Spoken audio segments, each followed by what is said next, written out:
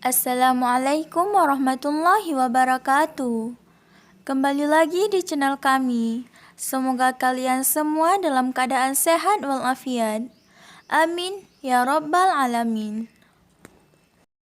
Berapa jamkah tidur terlama Anda? 10 jam, 15 jam? Apa yang Anda rasakan jika tertidur selama 300 tahun? Iya, ada orang yang tidur selama 300 tahun. Dalam video ini kita akan membahas tentang beberapa pemuda yang beriman kepada Allah di era yang sama, tetapi di balik tempat yang berbeda dan mereka tidak mengenal satu sama lain. Kita akan berbicara tentang Ashabul Kahfi. Hampir semua orang pernah mendengar kisah Ashabul Kahfi dari orang tua mereka, atau beberapa mendengarnya dari orang lain. Tapi kebanyakan dari kita mengingat Ashabul Kahfi sebagai 7 pemuda yang tertidur selama ratusan tahun, dan kita tidak tahu jumlah mereka. Yang perlu kita pelajari dari kejadian ini bukanlah jumlah mereka, tetapi hal yang ini. Siapa orang-orang ini? Mengapa mereka melarikan diri dari masyarakat mereka? Mengapa mereka ditidurkan selama 300 tahun dan apa yang mereka alami sampai Al-Quran menceritakan kisah mereka dari sumber sejarah Islam dan yang lainnya. Mari kita simak kisah Ashabul Kahfi bersama-sama. Kisah ini terjadi sebelum datangnya Nabi Muhammad SAW. Ajaran Kristen belum diubah sepenuhnya. Di antara mereka adalah orang-orang Kristen Unitarian yang percaya pada keesaan Allah SWT. Kekaisaran Romawi pada waktu itu percaya pada paganisme. Mereka tidak hanya mengimani, tetapi mereka juga memaksakan orang-orang yang telah menganut Kristen dan percaya pada satu Tuhan untuk kembali kepercayaan lama mereka. Dan mereka benar-benar berusaha keras untuk mewujudkannya. Mereka bahkan menghukum orang-orang Kristen yang tidak kembali ke paganisme dengan hukuman mati yang paling sadis. Misalnya, menyalib dan membunuh mereka dengan membakarnya pada api yang besar. Kebanyakan orang beriman adalah orang yang lemah, miskin, dan juga orang-orang yang beriman yang memegang teguh pendiriannya. Meskipun kaya dan memiliki derajat yang tinggi, beberapa di antaranya adalah Ashabul Kahfi yang juga dikenal sebagai 7 pemuda yang tertidur.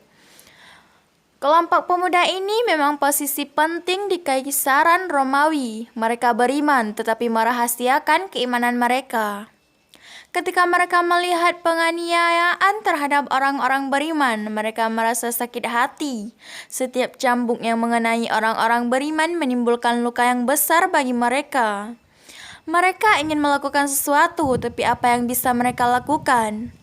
Para pemuda itu dipercaya berada pada era yang sama, tetapi tak mengenal satu sama lain.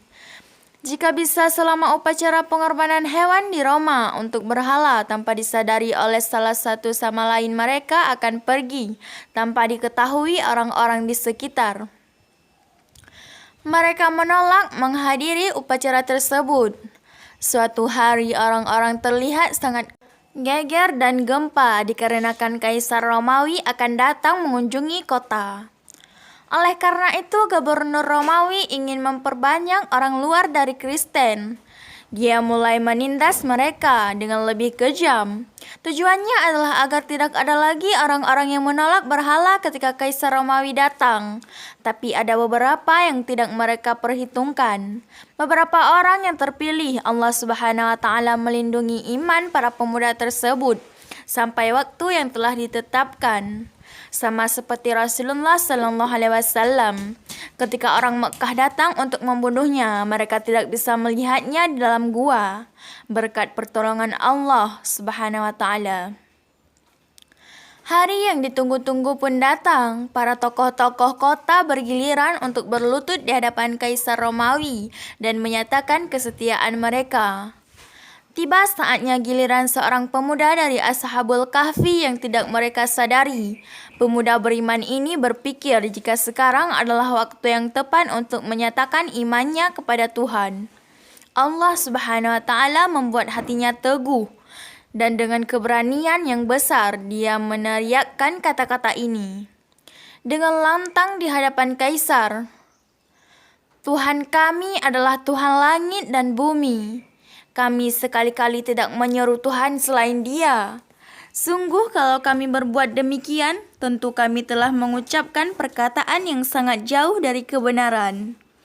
Kata-kata dari pemuda tersebut diucapkan dengan lantang sehingga mendorong pemuda lainnya untuk menunjukkan dan menyatakan keyakinan mereka.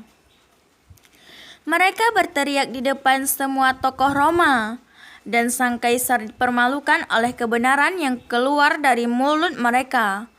Orang-orang di sekitar kaisar menginginkan mereka untuk dibunuh. Tetapi sang kaisar tahu betul jika pemuda-pemuda itu terbunuh, berita tersebut akan menyebar ke seluruh kekaisaran Romawi. Dan pemuda-pemuda tersebut akan menjadi pahlawan. Dan sang kaisar tidak akan menginginkan hal itu. Karena itu sang kaisar memberi waktu 3 hari untuk kembali ke keyakinan lama mereka. Menganiayaan dan penyiksaan tidak menghentikan pemuda-pemuda itu dari apa yang mereka yakini. Kemudian pemuda-pemuda itu menemukan cara untuk melarikan diri dari kota dan melanjutkan perjalanannya. Di ujung perjalanannya dengan seekor anjing bernama Khidmir yang mengikuti mereka karena bertawakal kepada Tuhannya. Mereka berlindung di sebuah gua yang mereka temukan. Diperkirakan lokasinya berada di Gunung Anjulus. Ketika orang-orang ingin menangkap mereka, memasuki gua, mereka lari ketakutan. Bagaimana bisa berada di dalam gua tersebut selama 300 tahun? Kita dapat memahaminya dari ayat-ayat dalam surat Al-Kahfi.